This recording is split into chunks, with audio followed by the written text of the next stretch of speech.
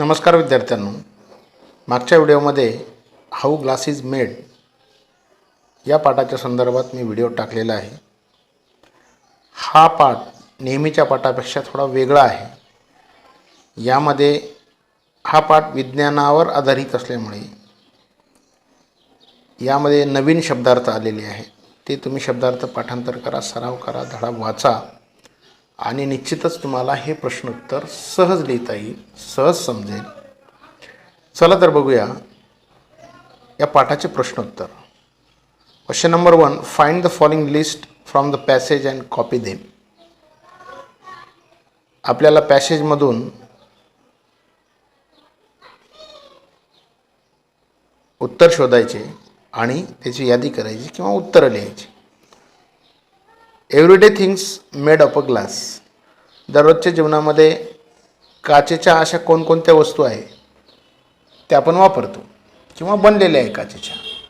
यामध्ये मिरर येईल, कप्स येईल, विंडो पेन्स येईल, बॉटल येईल. असंख्य वस्तू आहे की ज्या काचेपासून बनलेल्या आहे. मी एक उदाहरण म्हणून 5च वस्तू सांगितल्या, त्या तुम्ही वाढवू शकता. त्यानंतर what you can do with hot liquid glass. ज्यावेळेस काचेचं लिक्विड झालेलं असतं त्यावेळेस आपण काय करतो. We can do various shapes and sizes of articles. It can roll and also makes flat sheet of a glass. आपण वेगवेगळ्या प्रकारचे आकार त्या काचेला देऊ शकतो. त्यानंतर पुढचा प्रश्न आहे नेम्स ऑफ कलर्स. कलरचे नाव आपल्याला विचारलेले आहे. यामध्ये blue, violet, turquoise, ruby red, pink, amber orange, deep yellow, purple, amethyst, dark green, black and white. अशा पद्धतीच्या रंगात आपल्याला काचेच्या वेगवेगळ्या वस्तू तयार करता येतात. Guess the meaning of the following words from the passage. पॅसेजमध्ये हे जे काही शब्द आलेले आहे त्याचा आपल्याला अर्थ सांगायचा आहे. मॉल्टन म्हणजे वितळलेला. ज्यावेळेस वाळू, लाईम आणि सोडा आणि लाईम या तिन्हींचं मिश्रण खूप उष्णता दिल्यानंतर त्याचं लिक्विडमध्ये रूपांतर होतं, त्याला मॉल्टन म्हटलेलं आहे. ट्रान्सपरंट म्हणजे पारदर्शी, जसं काचेच्या पलीकडे आपल्याला दिसतं. त्यानंतर इम्परमिएबल. इम्परमिएबल म्हणजे अभेद्य. अभेद्य म्हणजे काचेतून पाणी पास होत नाही, त्याला अभेद्य म्हटलेले आहे. इम्पार्ट. इम्पार्ट म्हणजे एखाद्या गोष्टीला विशिष्ट गुणविशेषण देणे. गुणविशेषण देणे, त्या वस्तू किंवा पदार्थामध्ये असलेले गुण त्याच्यावर त्याला संबोधन करणे. रिसायकलेबल म्हणजे पुन्हा त्याचा वापर करू शकतो. काचेचा, प्लास्टिकचा, लोखंडाचा आपण पुनर्वापर करतो. Write short notes on the following using suitable diagrams. आता खाली जे काही 3 प्रश्न दिलेले आहेत त्या तिन्ही प्रश्नांचे उत्तर आपल्याला द्यायचे आहे, परंतु उत्तर देताना त्याच्या संदर्भात आकृती देखील काढायची आहे. How glass is made. काच कशी तयार झाली. बघा, आपण बघितलेलं आहे. Heat sand, lime and soda till the hot liquid in the furnace. When it cool down, it become hard and stiff. ज्यावेळेस वाळू, लाईम आणि सोडा आपण ह्या तिन्हींचं मिश्रण एका भट्टीमध्ये तापवतो, तापल्यानंतर लिक्विड तयार होतं आणि हे लिक्विड आपण एका साच्यामध्ये ओततो आणि आपण काच तयार करतो. How glass is shaped. काचेला आपण कशा पद्धतीने आकार देतो. The glass can be given shape when it is hot and liquid. This liquid is poured into molds of various shapes and size.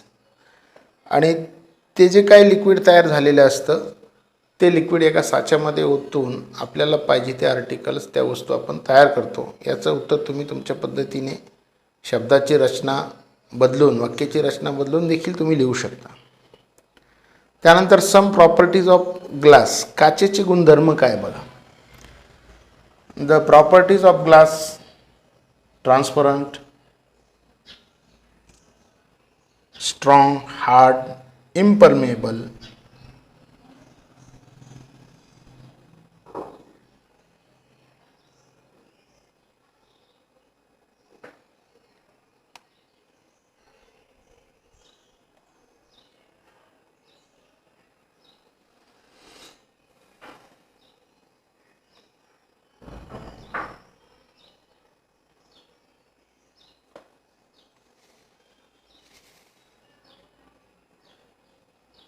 and free from getting stained and soggy.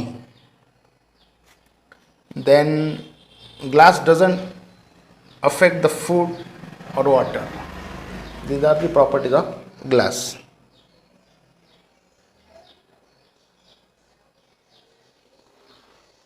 Find out how paper and plastic are recycled. Paper आणि plastic recycle कशा पद्धतीने करतात बघा. Cycle.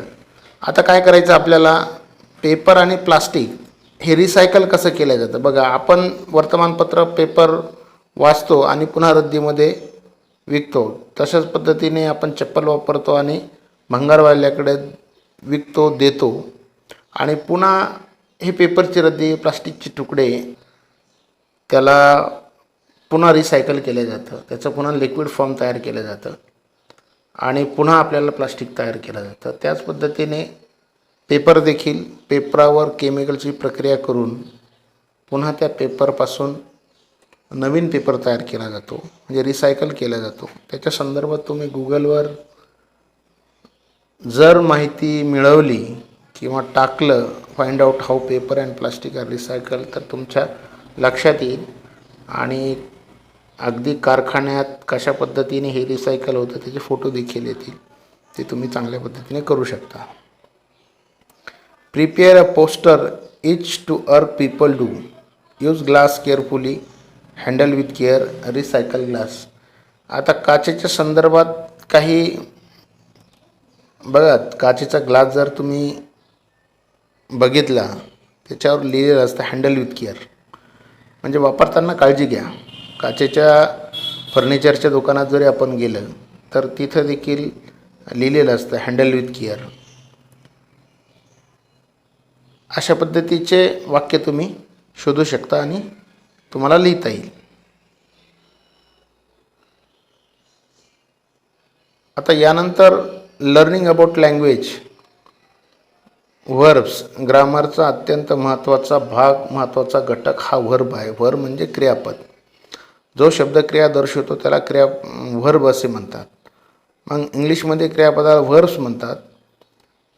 Right what the following do. आता आपल्याला काही 6 शब्द दिलेले ते काय करतात. Monkey jump. मंकी म्हणजे माकड उड्या मारतो. टर्टल म्हणजे कासव, कासव पोहतो. Swim, turtles swim. Lion roar, roar करतो म्हणजे तो गर्जना देतो. त्यानंतर people, people run, people walk. Cat purr. Girls and boys play. आता याच्यामध्ये हे सगळे नाम दिलेले आहेत. नाम म्हणजे करता काय करतो हा शब्द ज्यावेळेस दर्शवतो त्याला आपण व्हर्ब्स म्हणतो. You may have used word like jump, walk, swim,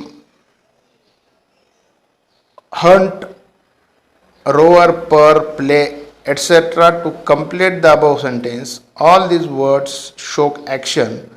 Such words are known as a verb. बघा, वाक्यातले जे काही शब्द आहे